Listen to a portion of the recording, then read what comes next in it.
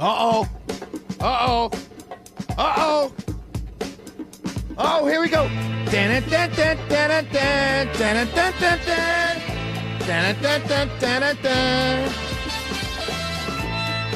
Love this song.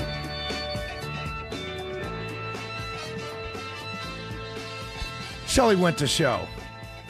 This is, let's have some fun. I mean, come on, it's Friday. It's cold out. Let me tell you, if you grew up in the era as I did, right? I grew up, as many of you know, in New York City. And many of you may not be interested in hearing this, but I hope you are, because it's informing you of more of who I am, right? So I grew up in New York City.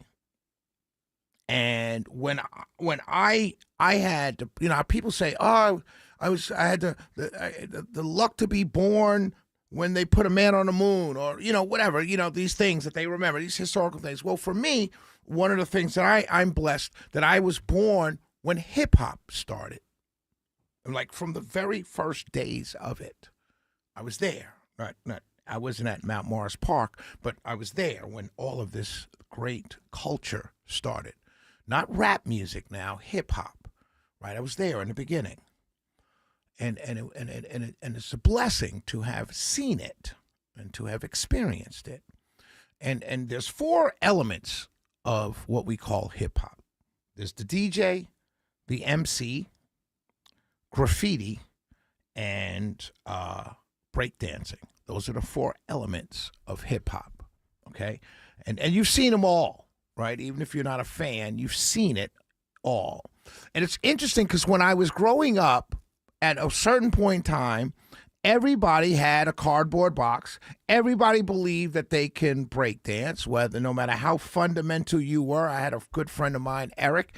Eric was a dancing machine. He could pop lock, he can break dance, he can do it all. Right? Growing up, and every kid had a box, every kid had a cardboard box, and just what we did growing up.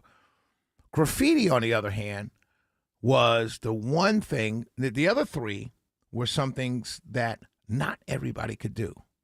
And graffiti was one of them. And graffiti in New York City was out of control in the 70s. It was out of control. It's out of control. And the reason why it was out of control was because there were so many people not good at it. But there were some true artists. Like we look at, what's this guy's name? The guy that does the really great art. Oh, man. Someone out there, 448-720-750, 1-800-WSB-TALK. He's got the famous one with the girl. Oh, so many. Oh, I think he's European. Oh, I can't believe. Anyway, long story short. I'm sorry. I can't believe this is going to bother me all weekend. I can't remember his name. Oh, God. It's going to bother me. Anyway, but growing up in New York City, a lot of graffiti, people, it was an eyesore.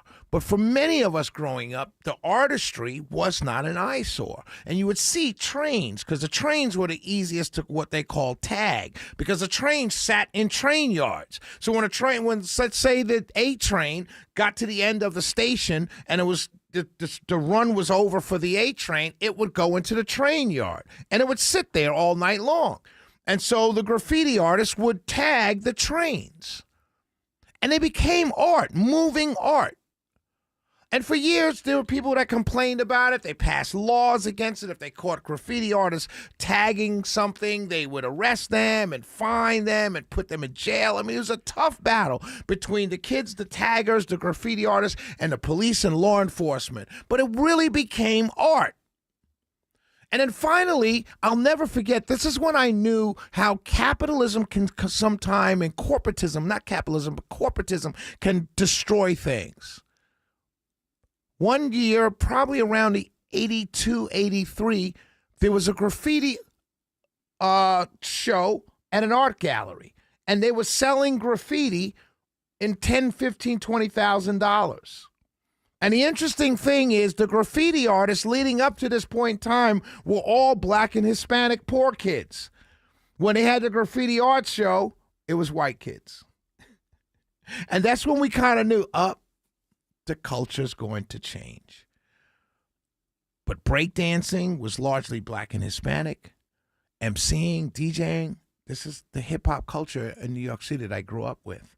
I apologize for going down that road, but the reason why I went down that road is because that song that we came in with, hit that song one more time for me, Magic Mike, if you can.